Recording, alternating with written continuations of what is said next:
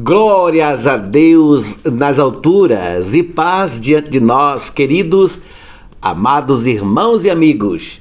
Você está aqui no canal Semeando Unção, por favor, se inscreva, participe deste canal.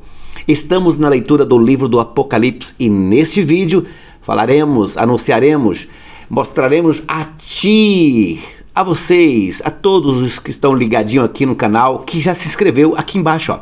É só se inscrever no canal. Participe. Todos os nossos vídeos são totalmente gratuitos. Aqui você pode compartilhar, enviar, fazer o que você quiser. Nós somos uma família, Semeando Unção, e você já faz parte dela. Você que já é inscrito no canal, já faz parte desta família. Então vamos lá, queridos. Aqui atrás de mim, ó, é o canal a qual você está fazendo parte.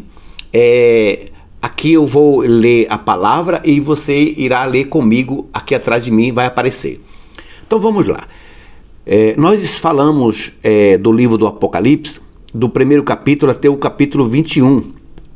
Do capítulo 21, do versículo 1 ao 8, já tem no canal. Já está aqui no canal. Agora nós iremos falar do capítulo 21, do 9 até o 27, o 27. E de sua importância que você venha ter nas mãos um caderno, uma folha, um lápis, uma caneta, para você anotar os versículos que nós iremos falar aqui. Isso é um estudo, isso é a verdade. Conhecereis a verdade e a verdade vos libertarás, assim diz a palavra do Senhor. Então, por favor, assista esse vídeo até o final. Vamos lá. Você já está no canal, agora vamos para a palavra de Deus. Vamos fazer o seguinte. Vamos ler o primeiro capítulo e o primeiro versículo. Primeiro versículo do primeiro capítulo, que diz assim: Revelação de Jesus Cristo, a qual Deus lhe deu para mostrar aos seus servos as coisas que brevemente deve acontecer. E pelo seu anjo as enviou e as notificou a João, seu servo. Veja, ouça, entenda que o livro do Apocalipse, aqui na sua revelação já fala. Revelação de Cristo, o Filho de Deus, para conosco, seres humanos, sim. Então é de suma importância que você entenda que o livro do Apocalipse é a revelação de Cristo para conosco. Agora vamos para o capítulo 21, glórias a Deus. Capítulo 21, do versículo 9 avante. Vamos lá. Preste atenção, siga comigo aqui a leitura. No capítulo 21, do versículo 9, na tradução ACF, está escrito bem assim: E veio a mim um dos 7 anjos, que tinha as 7 taças cheias das últimas 7 pragas. E falou comigo, dizendo: Vem, mostrar-te-ei a esposa, a mulher do Cordeiro. E levou-me em espírito a um grande e alto monte, e mostrou-me a grande cidade, a santa Jerusalém, que de Deus descia do céu. E tinha a glória de Deus, e a sua luz era semelhante a uma pedra preciosíssima, como a pedra de jaspe, como um cristal resplandecente. E tinha uma grande e alto muro, como 12 portas, e nas portas 12 anjos, e no nome escrito sobre elas, que são os nomes das 12 tribos dos filhos de Israel.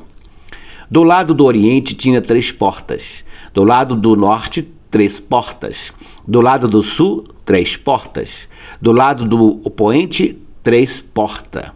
E o muro da cidade tinha 12 fundamentos, e nele os nomes dos 12 apóstolos do Cordeiro.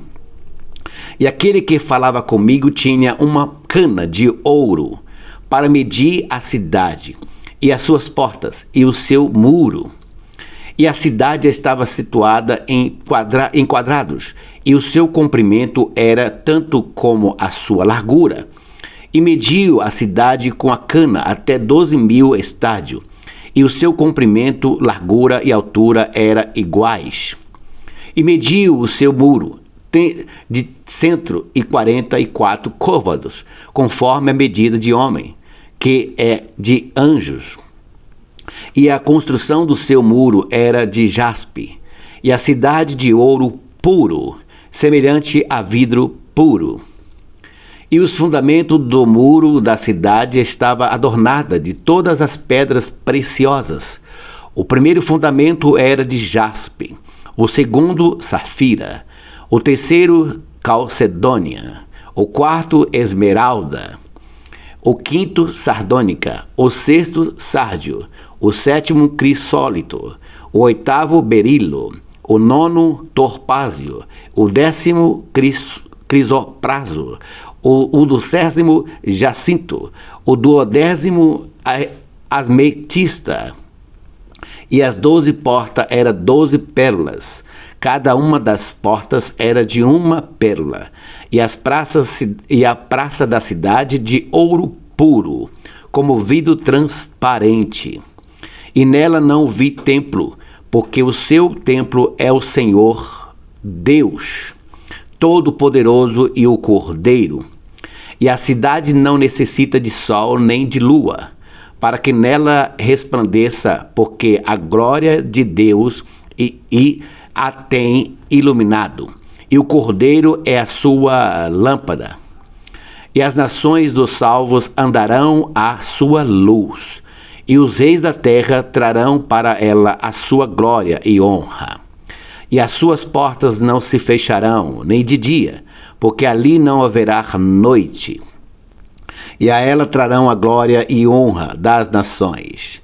E não entrará nela coisa alguma que contamine e cometa abominações e mentira, mas os que estão escritos no livro da vida e do Cordeiro.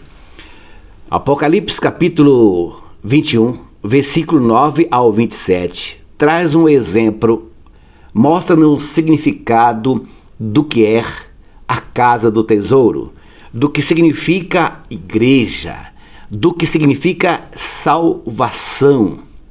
Aqui nos dá a entendimento quando Jesus disse para um jovem rico: vá, venda tudo, volte e eu te darei um tesouro. Veja, ouça, entenda o soar da palavra escrita, mas ao falar e expressar no dia de hoje, mediante a minha voz que aqui está saindo, veja, ouça, entenda, que quando Jesus disse: vá, faça o que eu estou te mandando, estou te pedindo, ordenando, volte, siga-me e terás um tesouro no céu. Aqui em Apocalipse capítulo 21, versículo do 9 ao 27, dá um exemplo do que é um tesouro, do que é uma riqueza, do que é uma plenitude da essência das esmeraldas, das safiras e de toda a riqueza que o universo possui, que pertence a Deus. Mas se você observar, analisar a palavra que nós lemos e falamos aqui nesse exato momento, quando eu digo nós, repleto de anjos ao meu redor, ensinando e instruindo através do Espírito Santo, trazendo à existência aquilo que não existe, que talvez você esteja necessitando desta pregação, dessa mensagem. Mas se você observar, queridos amados irmãos e amigos, que do capítulo 21, do 9, aqui aonde está atrás de mim, do 9, ele disse: veio a mim um dos 7 anjos que tinha as 7 taças cheias da última 7 pragas e falou comigo, dizendo: vem, mostrar-te-eis a esposa do Cordeiro, a mulher do Cordeiro.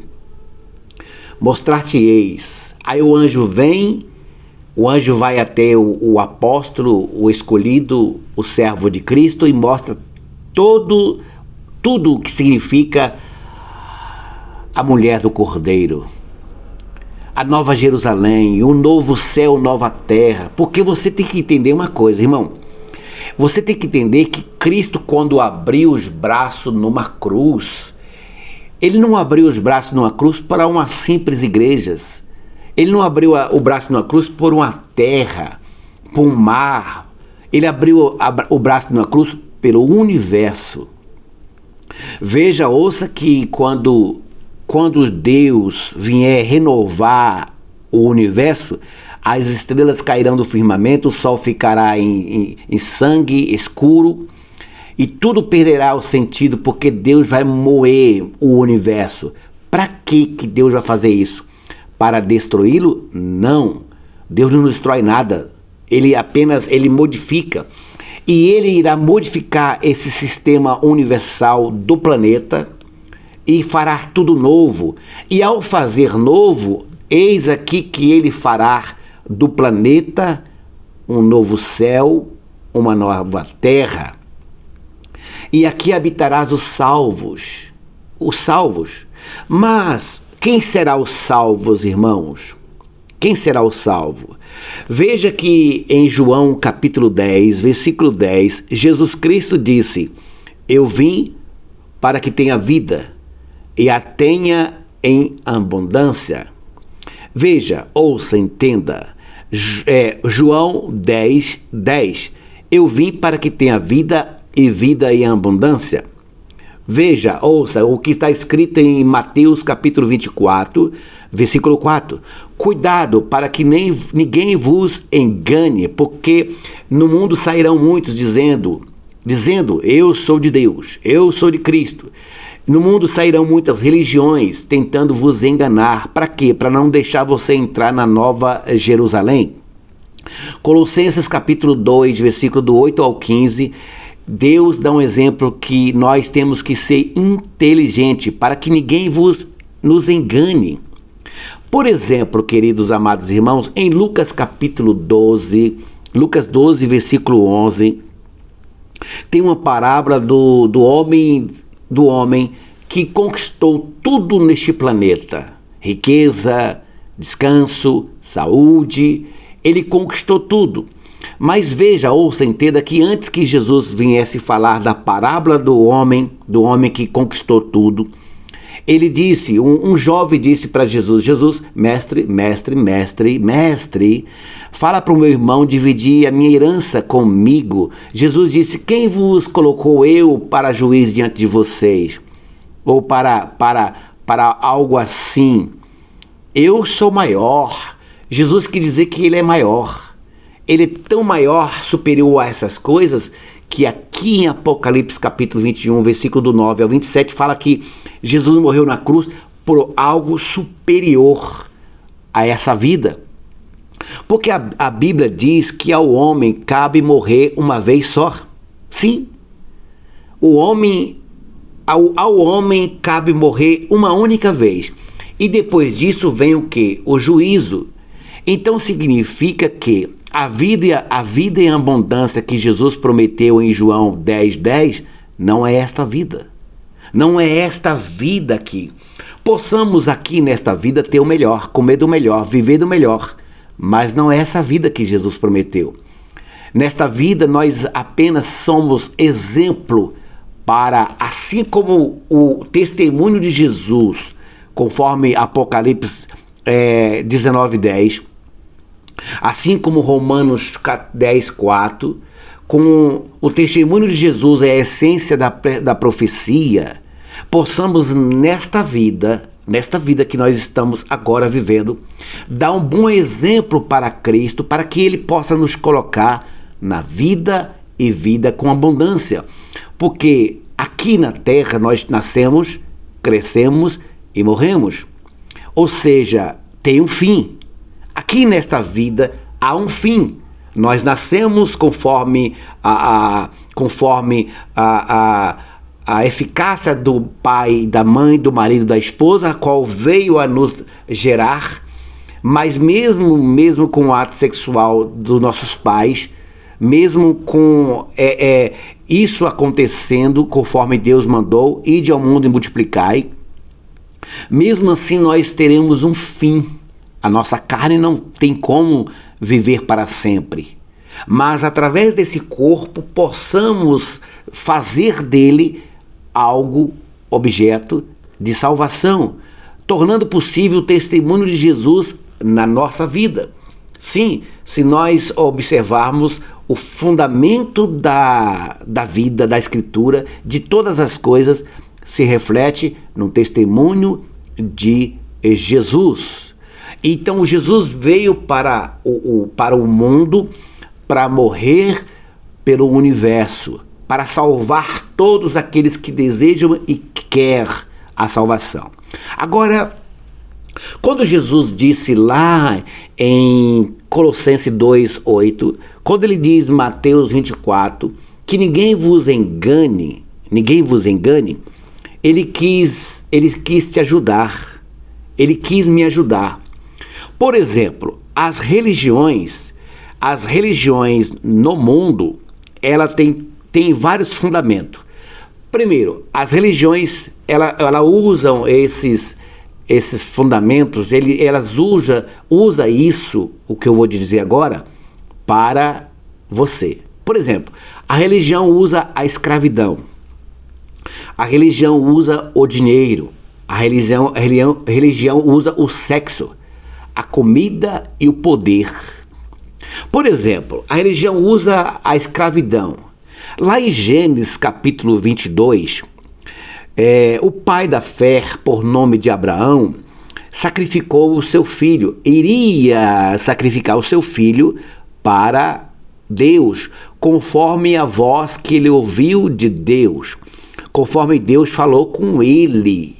Deus falou com ele, e ele iria fazer um ato de fé, sacrificando o seu filho. Aí, irmãos, o ser humano, o religioso, ele aproveita alguns detalhes da Bíblia, alguns detalhes da história da humanidade mediante a Bíblia, e faz de você escravo. Tipo, olha, Abraão, pai da fé, sacrificou, então você tem que sacrificar também. Eles fazem de você escravo do dízimo. Vamos dar um exemplo. Eles dizem, olha, trazei todos os dízimos à casa do tesouro, tornando você escravo dessas coisas, escravo dos seus ventres.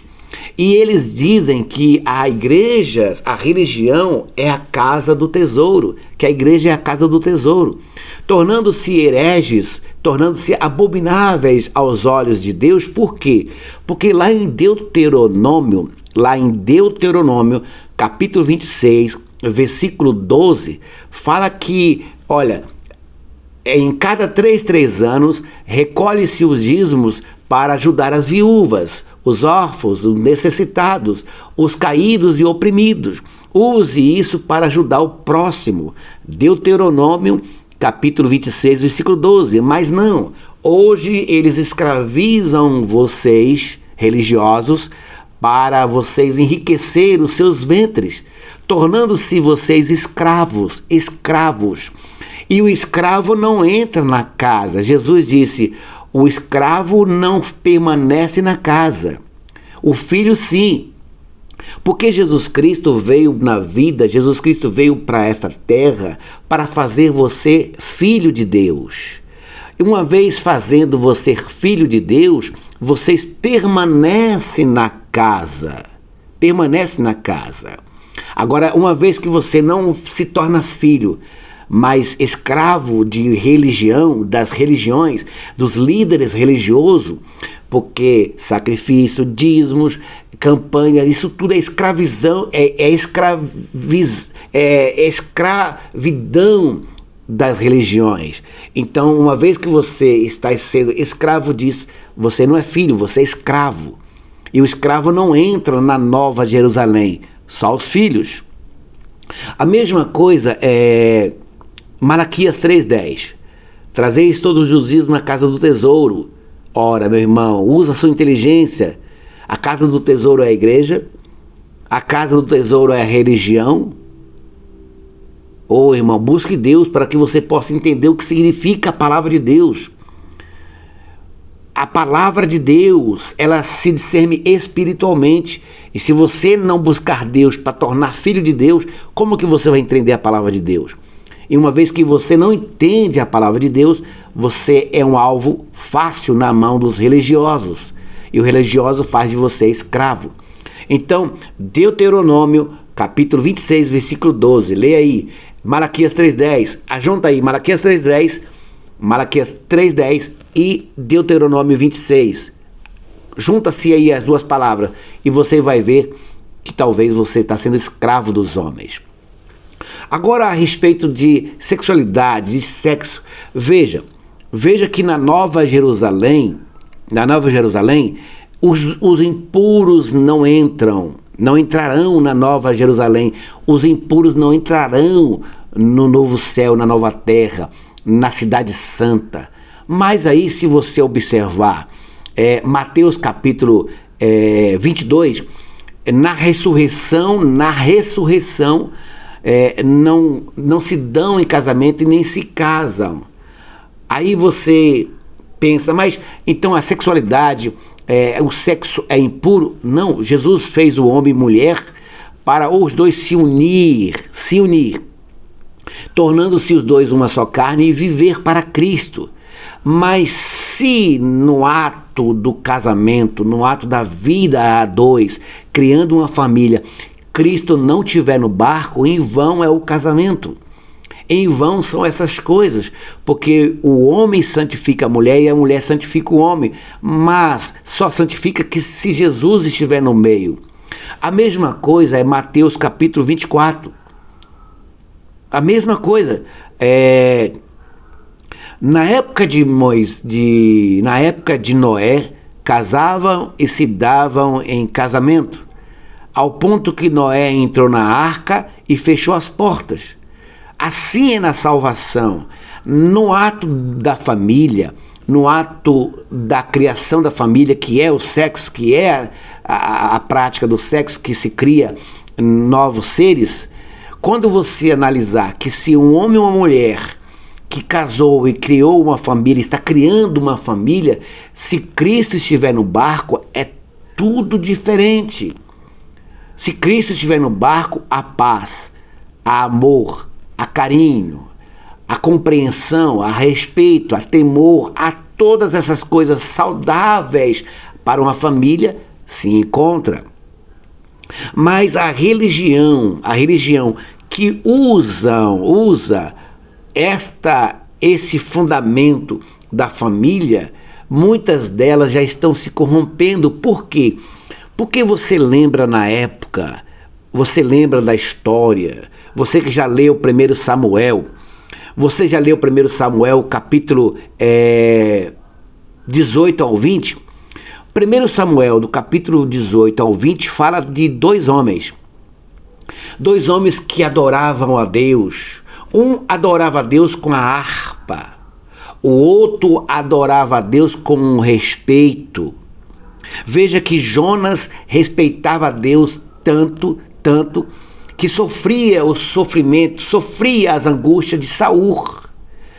Davi adorava a Deus com a sua harpa. E os dois, unindo o amor que tinha para com Deus, tornaram-se amigos. Jonas sabia que Davi era o escolhido de Deus. Davi sabia que Jonas era temente a Deus. E os dois se uniram como dois amigos.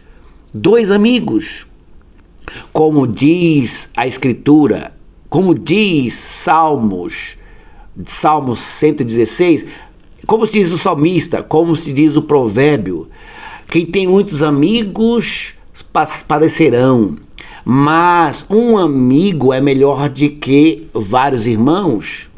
Veja que a amizade de Jonas com Davi era além de irmãos, era uma amizade de temor ao Senhor Deus.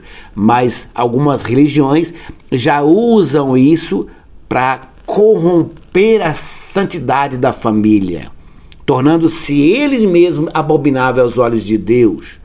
Mas aí você tem que ficar atento, porque o que é carne, e o que é espírito, e a palavra de Deus se discerne espiritualmente. Então, se você não for espírito, se você não buscar viver no espírito, no corpo humano, respirando, falando, vendo e ouvindo, se você não estiver no corpo humano, vivendo uma santidade de Deus, como que você vai entender a palavra de Deus? É impossível.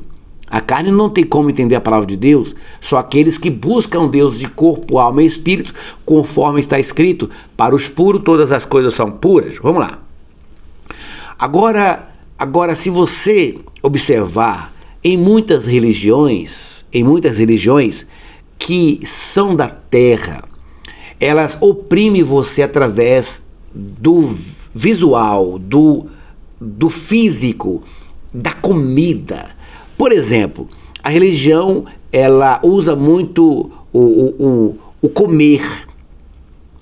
E Romanos capítulo 14, Romanos 14, 17 diz que a obra de Deus não é nem comida nem bebida. Não é comida nem bebida. Atos capítulo 10, versículo 13, fala também. Agora, para os seres humanos que são santos em Deus, presta bem atenção aqui.